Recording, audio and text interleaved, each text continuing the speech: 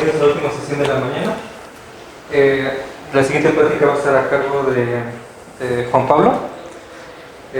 Su plática se titula Hamilton, Platón y Lorentz entran a un viaje a través de la geometría, del espacio y tiempo.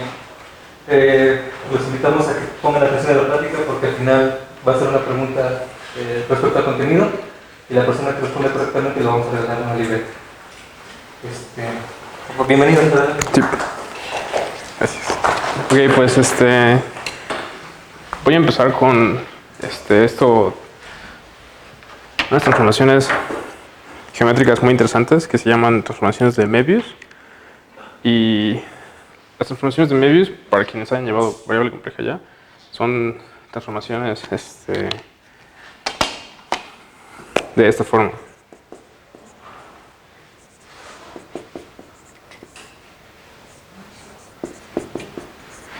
Y tienen muchas propiedades muy interesantes, y también su clasificación es bastante interesante.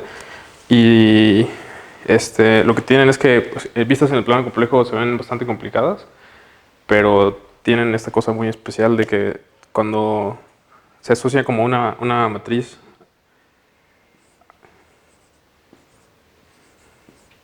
a estas cosas y se ve como una transformación lineal de C2 en C2, resulta que estas transformaciones son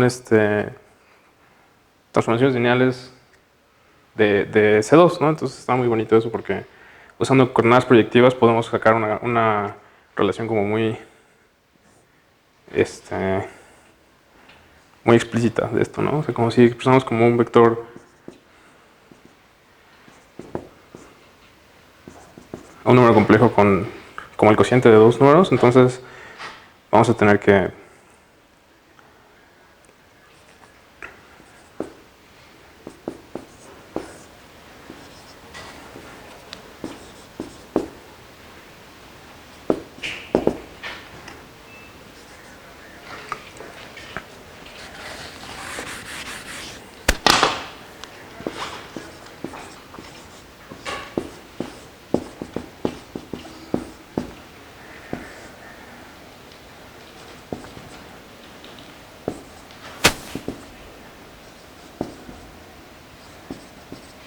como tengan matrices, y esto ya es otro número, ¿no? Que podemos como expresar como cociente y queda así.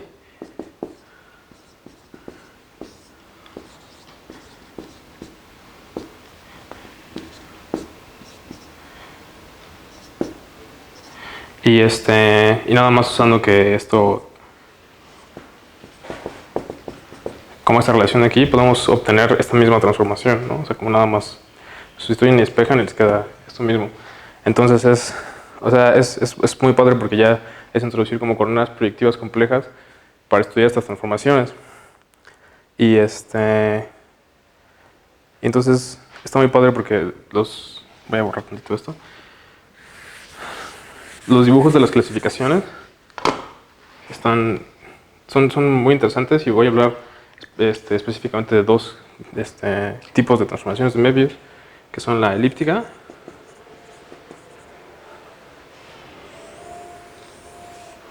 y esto estoy dibujando una esfera porque cuando se ven las transformaciones de Möbius en el plano y se proyectan a esta esfera que se llama la esfera de Riemann,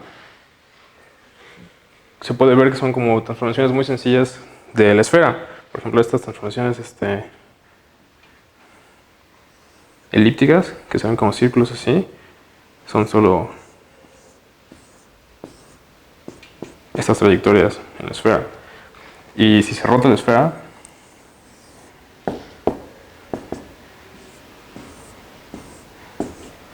se obtienen estos como diagramas muy bonitos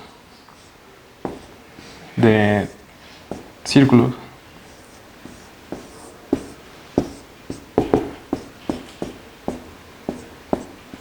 Entonces, o sea, por más complicada que se vea la transformación en el plano, tiene una forma muy sencilla como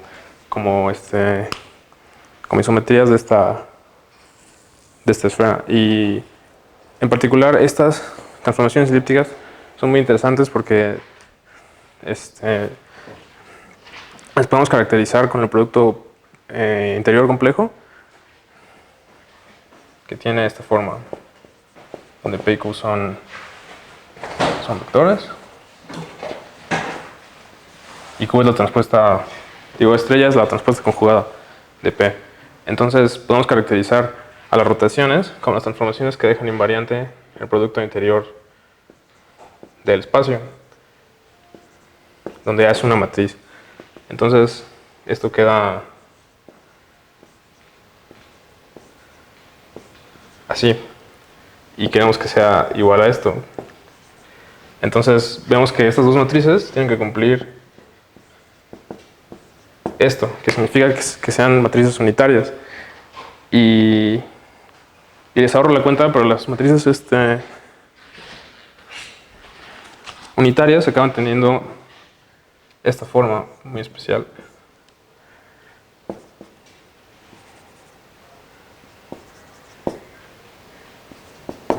Donde Z y W son números complejos.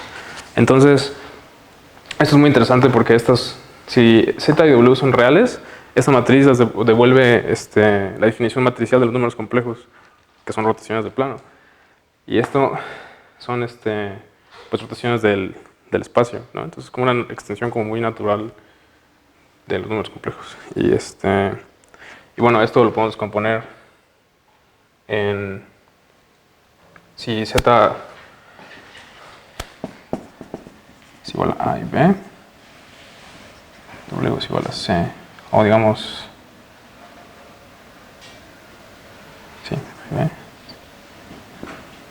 y D. Entonces esto acaba teniendo, lo podemos separar en sus bases y se acaba viendo como algo así.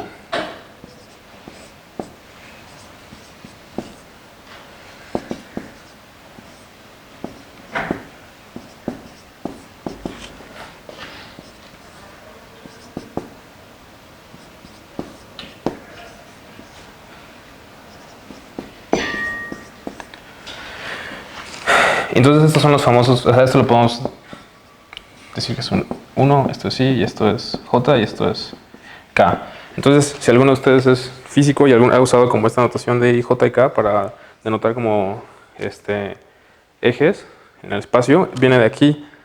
Y esto es porque pues realmente son como ejes espaciales, y esto es como otra como coordenada que está ahí, ¿no? Pero, o sea, es muy interesante porque pueden verificar como estas como leyes del producto cuaterniónico multiplicando esas matrices y salen ahí como muy, muy naturalmente.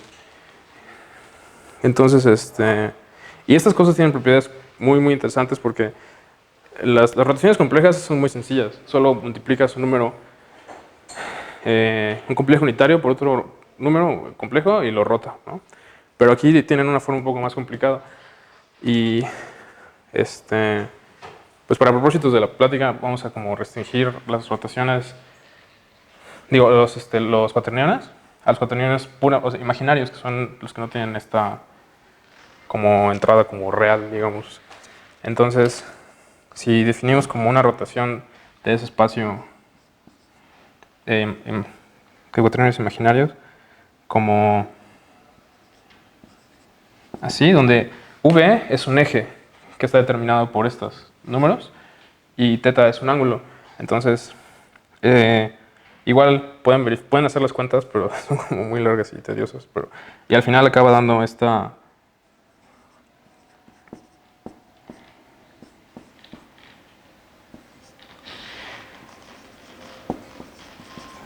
fórmula muy sencilla, donde B es un número, es un cuaternión que está en la esfera unitaria. Entonces, para rotar cualquier cuaternión imaginario, lo que hacen es usar este mapeo.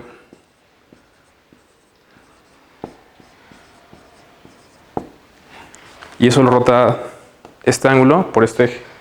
Entonces, es como llevar este problema como muy complicado de rotar cosas en el espacio, algo muy sencillo que nada más es describir el eje con estos vectores, poner el ángulo aquí, multiplicar esto.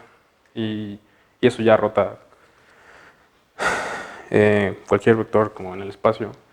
Y un ejemplo muy, muy bonito de esto es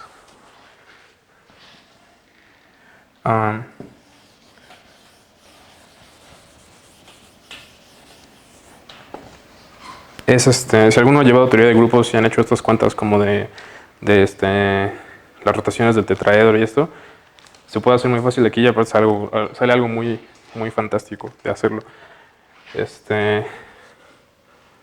Tienen como este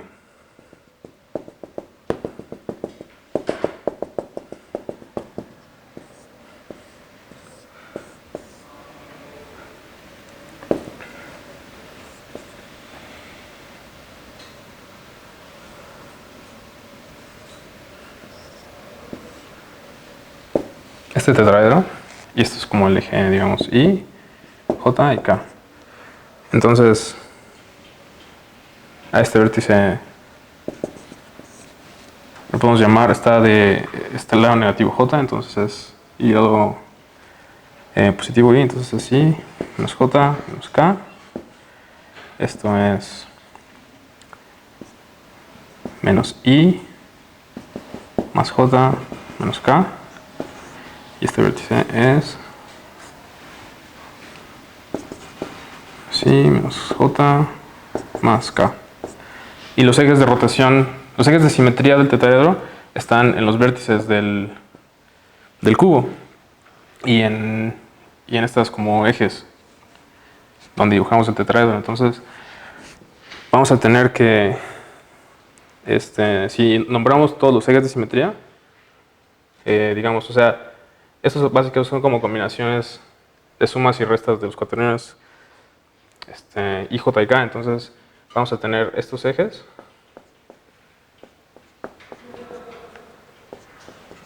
de simetría y estos otros ejes.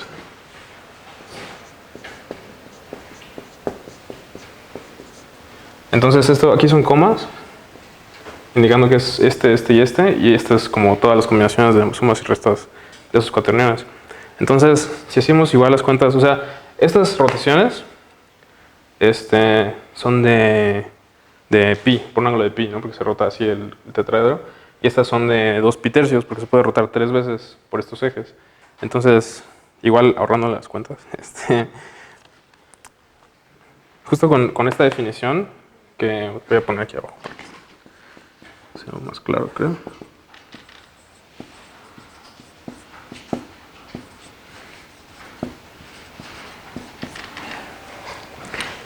Tenemos que estos ángulos van a ser de pi y estos 2 pi tercios. Entonces, si meten estos vectores en este v y estos ángulos en θ, vamos a tener pues sí, estos ejes. O sea, estos se van a quedar igual.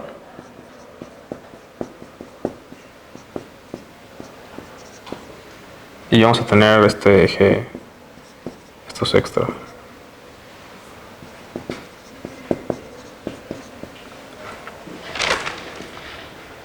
Entonces, en total aquí tenemos 24 simetrías. ¿Ah? Ah, sí. Bueno, si pinta bien. Es que creo que no pinta muy bien. Creo que hay otro. A ver. No, tampoco. Entonces, esto es muy maravilloso porque no se ve muy fantástico. Gracias. Sí, pinta mucho. Gracias. Y esto no se ve muy fantástico así solo, pero resulta que estos números son muy especiales porque viven en el espacio cuatridimensional. Y resulta que esto, que son las simetrías rotacionales del tetraedro, son un poliedro platónico en 4 dimensiones. Y están espaciados como esto, pero en 4 dimensiones. Y esto es es una cosa que se llama la 24 celda. Y ese dibujo está mucho más difícil, pero aquí tengo un libro donde viene, es que no pueden ir pasando por ahí. Si quieres puedes ir pasando. Y bueno, ahí van a ver en el libro que es como proyección en el espacio tridimensional de este poliedro platónico en 4 dimensiones que está dado por estos vértices. Y Y eso todavía no es lo más sorprendente de estas cosas, porque si recuerdan de teoría de grupos,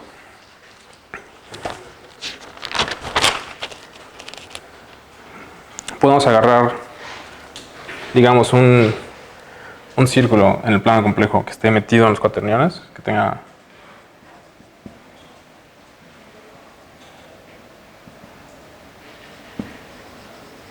esta forma.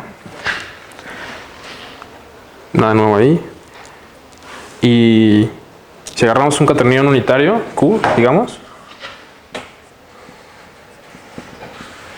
y tomamos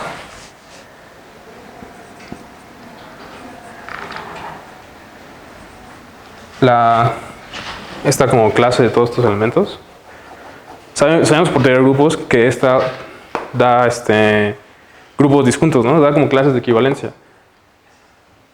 Pero y estos números viven en un círculo, entonces, como esto es una isometría, porque se me olvidó mencionarlo, pero bueno, si me da tiempo al final hablo sobre las más propiedades algebraicas interesantes de esto, pero resulta que por cómo están definidos por matrices y todo esto, la norma de todo esto es la norma de cada uno de los vectores. Entonces, esto tiene norma 1, esto también, es una isometría. Entonces, resulta que este mapeo lleva este círculo en otro círculo que está en la 3 esfera. Entonces, con esta cosa muy sencilla, acabamos de construir una, de separar la 3 esfera en círculos disjuntos que están como en anillos así. Y eso es algo que se llama la fibración de Hopf. Y tiene un dibujo muy, muy fantástico porque podemos imaginar como que está en un toro así. Y esto es una proyección al espacio tridimensional. Entonces,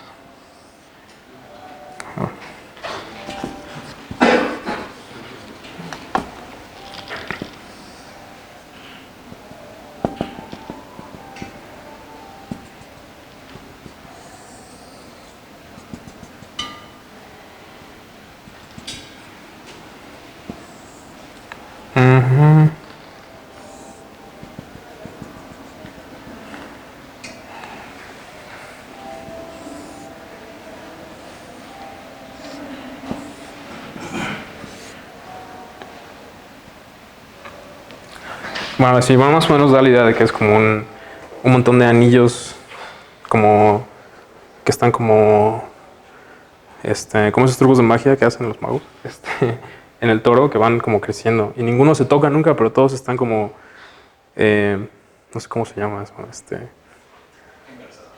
engarzados, creo que sí es. Como cadenas, ¿no? Así. Sí, entonces, y esto pues es una cosa muy, muy fantástica. Y también encontré el mapeo original del artículo original de Hopf, por si alguien lo quiere ver al final. Y bueno, eso es como un curso, una explicación muy rápida de las cosas que me parecen más interesantes de estas cosas geométricas. Y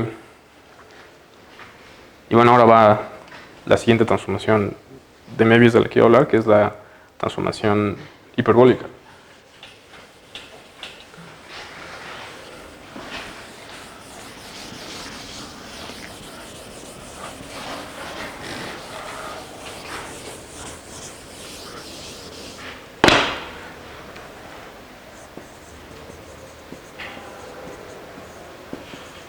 Igual podemos como verla en la esfera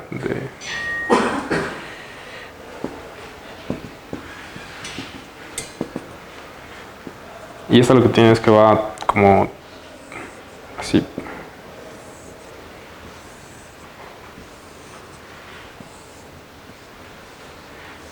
Y si la proyectamos al plano, hace esto. Igual rotándola podemos ver como tiene estas otras figuras muy interesantes.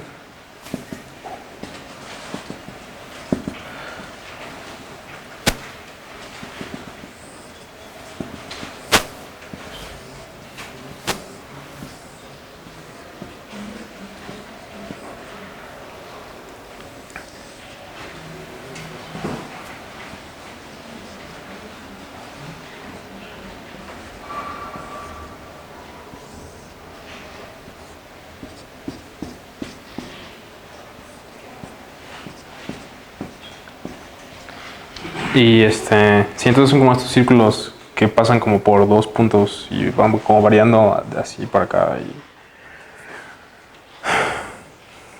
muy fantásticos. Y algo muy interesante es que tienen estas cosas es que todo como el plano proyectivo, el plano complejo, con el infinito añadido, se puede como todo, o sea, como cuando, a la medida que se va como proyectando por la esfera, va mapeando el infinito a un solo punto de la esfera. Y con las coordenadas proyectivas que metí antes, se puede trabajar como de manera muy sencilla con esa idea del plano complejo extendido, usando como estas ideas de álgebra lineal de valores propios y todo eso para sacar como estos teoremas de las clasificaciones de transformaciones de Möbius dependiendo de sus valores, sus puntos fijos y todas estas cosas muy interesantes. Bueno, y estas tienen algo muy interesante que tiene que ver con la relatividad especial. Y encontré en este libro muy padre de Roger Penrose que se llama Spinors and Spacetime, que está en la biblioteca, por cierto, que describe una manera de conectar como estas como transformaciones del plano proyectivo complejo con con el espacio de Minkowski. Entonces eso es muy interesante porque cualquier vector en el espacio de Minkowski lo puedes mandar a una matriz de esta forma.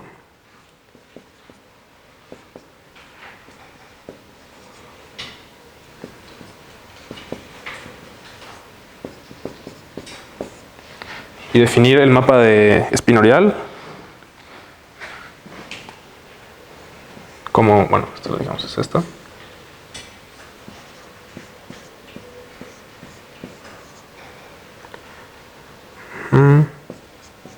Como esto. Entonces, esto se ve como un poco extraño y se parece un poco a las rotaciones de cuaternarios que había visto antes.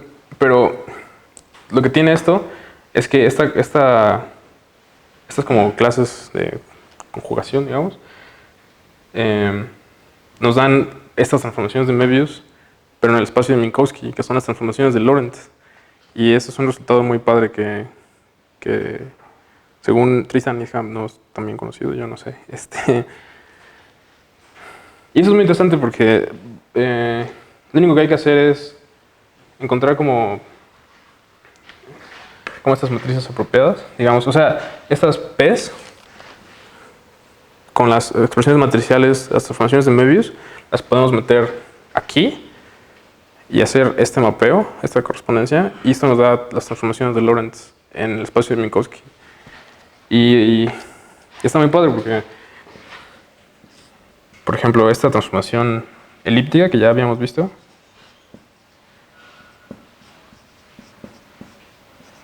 tiene esta forma matricial.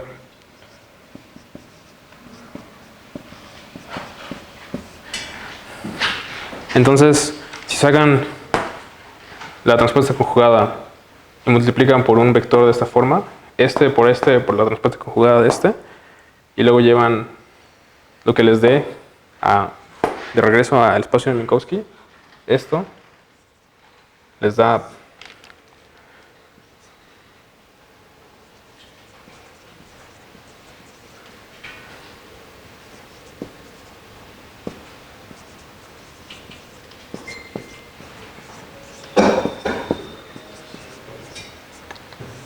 una transformación de Lorentz que corresponde a una rotación del espacio.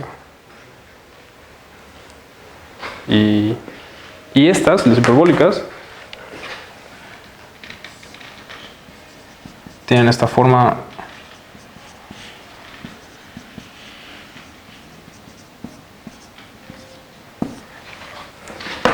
en matrices, en el espacio proyectivo complejo, y aplicando el mapa espinorial nos da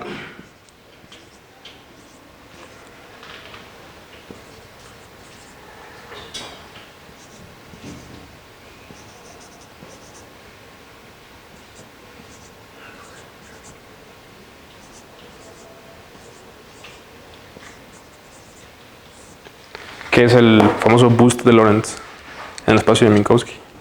Y es muy, o sea, esto se ve sorprendente aquí, pero es bastante intuitivo si pensamos que estamos viendo este cono de luz y tomamos un vector nulo en el cono que corresponde a un tiempo t, digamos, ¿no? Porque t igual a 1, por ejemplo. Entonces, por la forma cuadrática que viene con el espacio de Minkowski, vamos a tener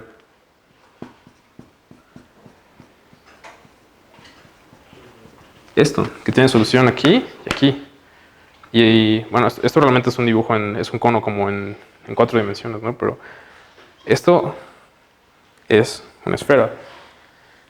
Y es muy fantástico que cualquier transformación de Lorentz corresponde a una transformación de la esfera celeste que se puede representar con la esfera de Riemann y transformaciones de Möbius. Entonces, este resultado del boost de Lorentz es como bastante intuitivo si pensamos que estamos adentro de la esfera de Riemann y nos estamos moviendo en esta dirección.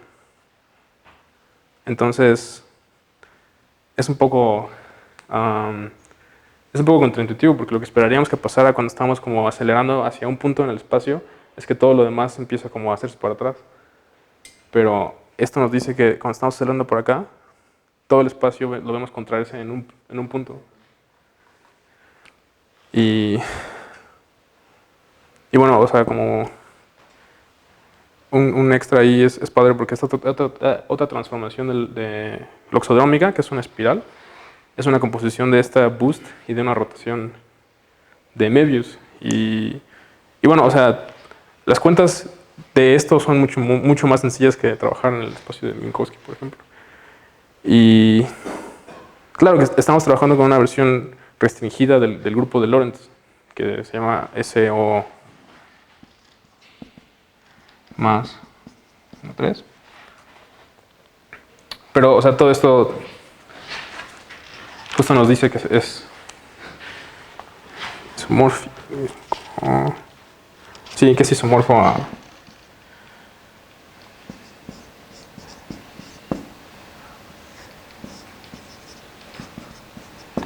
a esto, que es nuestro grupo de matrices.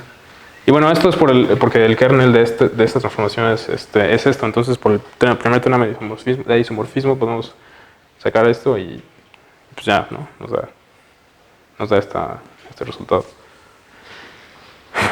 Y bueno, he tenido que irme un poco rápido porque no sé cómo voy de tiempo. Pero, Todavía tienes 10 minutos, pero... ah, ok. Y sí, y bueno, lo último que tenía preparado, que tiene que ver con todo esto, es una cosa que encontré que se llama el efecto Terrell, que tiene mucho que ver con estas cosas. Y es muy padre porque esta fue descubierta independientemente por James Terrell y Roger Penrose. Y Roger Penrose, pues él descubrió todas estas cosas del mapa espinorial y esto.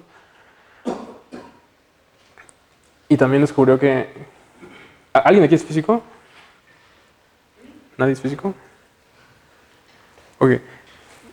Es una pregunta truculenta. Si vas en una nave espacial, digamos, ¿no? Y pasas muy rápido al lado de un planeta, a velocidades como cercanas a la luz, ¿cómo ves el planeta? ¿Cómo crees que se vería el planeta? Vuela, ¿no? Por la contracción de Lorentz. No. No, es muy chistoso porque esto te dice que cualquier transformación de Lorentz es una de Möbius. Entonces las transformaciones de Möbius llevan círculos en círculos. Y lo que estás viendo cuando pasas muy rápido por un planeta que es esférico es que lo ves como en su forma esférica, pero lo ves rotado.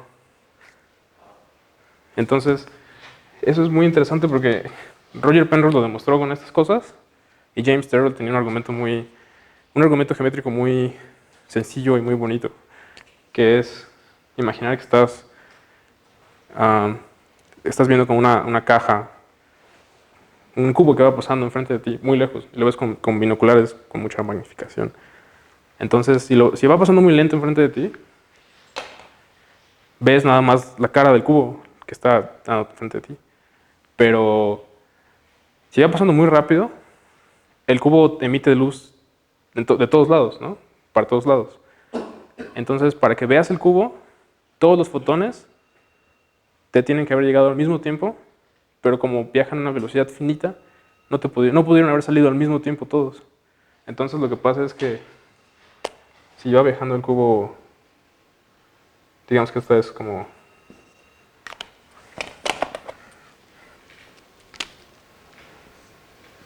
Ya no sé cuál era el que pintaba.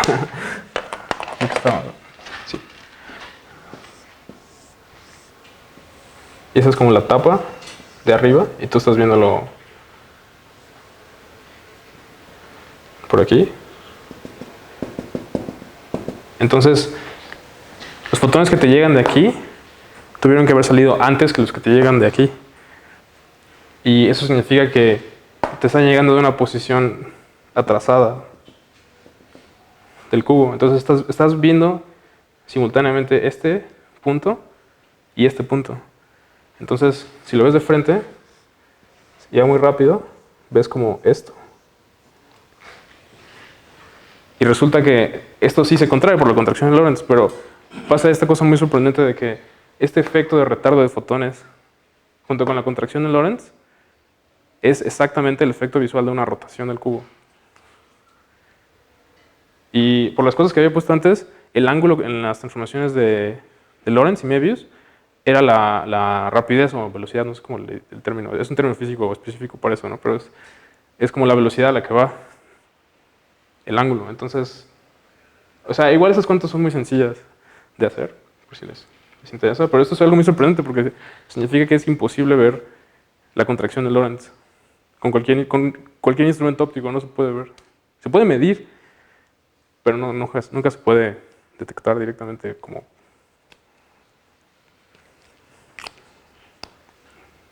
Sí, y ya eso es todo lo que tenía que preparar para ustedes.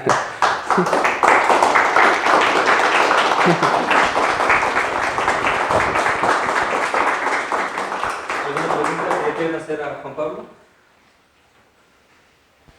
¿No? ¿Quedó todo muy claro? Bueno, entonces Juan Pablo va a hacer una pregunta y si alguien sabe la respuesta le vamos a regalar una libreta.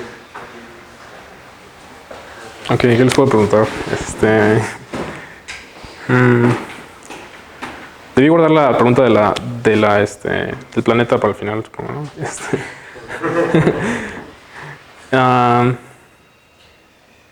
A ver, ahí va. Sí, cuando Han Solo y Chewbacca están en el halcón milenario y están saltando a hipervelocidad, ¿qué es lo que está mal con cómo se ve lo que está en la película?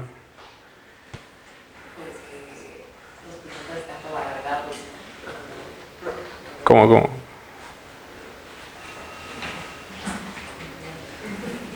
¿No, nadie? ¿Cómo la pregunta? No. O sea, la imagen en donde avanza la nave milenaria y se ve como las estrellas. Sí, como... Eso es lo que está mal, las estrellas yendo hacia atrás, ¿no? ¿Pero por qué está mal? Porque estamos viendo que, como está lleno de el hiperespacio, se supone que están acelerando a velocidades más grandes que la luz, ¿no? Entonces debería ser como lo que acabas de describir, el punto fijo. O sea, deberían irse todos hacia adelante y eso es un punto. Deberían ver que todo el espacio se contrae. En vez de que las estrellas se hagan para atrás, que se hagan para adelante. Bueno, pues, estuvimos ahí de hecho, pero no está todo bien.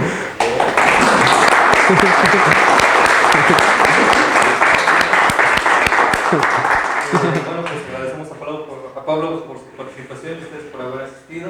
La siguiente plática va a ser a las 5:45 y ahorita hay receso para la comida. Entonces, siéntanse libres de venir a la siguiente plática. Muchas gracias por asistir.